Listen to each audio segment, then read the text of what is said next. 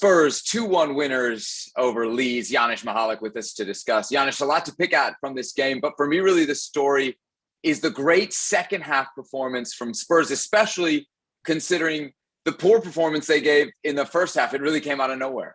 Yeah, a little bit of everything. I mean, look, I'm a big fan of Antonio Conte, and I think he'll get it right eventually. We'll get to the details of that, but in the first half at home in particular, this did not look like Antonio Conte team, which I was very, very surprised. Sluggish, poor decision making, poor passing. Really, not a lot of people around the ball. I mean, they couldn't deal with Leeds' pressure at all, and so I said to myself, my goodness, I mean, is it going to take a little bit longer than I thought? Because this was a crucial result in a way. Every game is important to Spurs at the moment. Obviously, something happened at halftime. I suppose contractors are on the way to fix the dressing room there, because really you could see 30 seconds in, if you remember, Harry Kane had a very good chance. Michallik came out and got a piece of it. I think the post as well. Then after that, they've bruised the crossbar a couple of times as well. And of course, the goals came. So a little bit of everything. But I still think this Spurs team is not out of the woods, Sebi, because this team doesn't have the components of Antonio Conte team.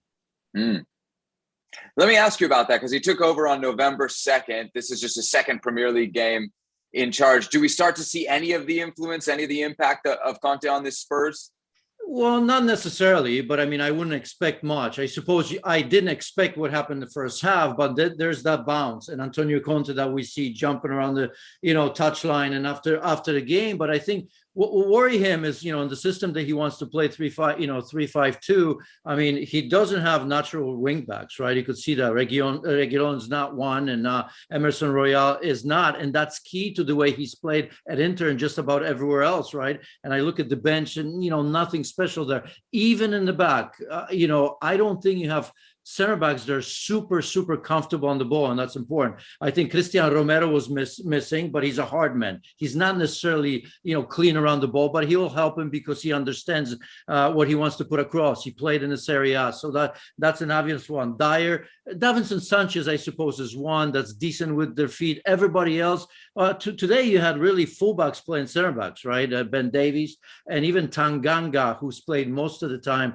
at right back. So that's what I'm looking for. It's going to take a little bit longer. Manchester United, for example, would have more players that would suit Antonio Conte. But we shouldn't talk about that, I guess. He's here in London.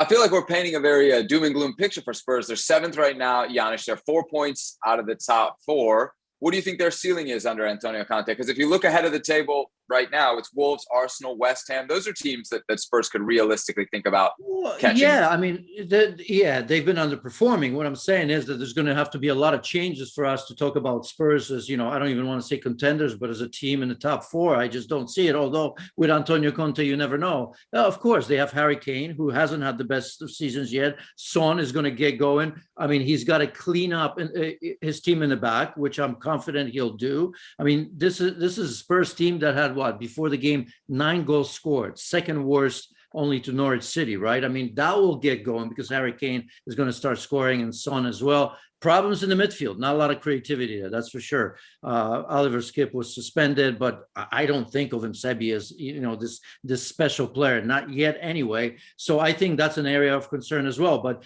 Antonio Conte, one thing he's disciplined.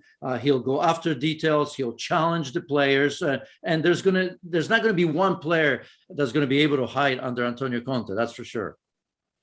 There you have it then. Spurs 7th for the moment, but with opportunity to move into the top 4. Just 4 points out of the top 4. Meanwhile, Leeds 17th, just 1 place out of the relegation zone. Thanks so much for watching ESPN on YouTube. And for more sports highlights and analysis, be sure to download the ESPN app. And for premium content and live streaming, subscribe to ESPN Plus.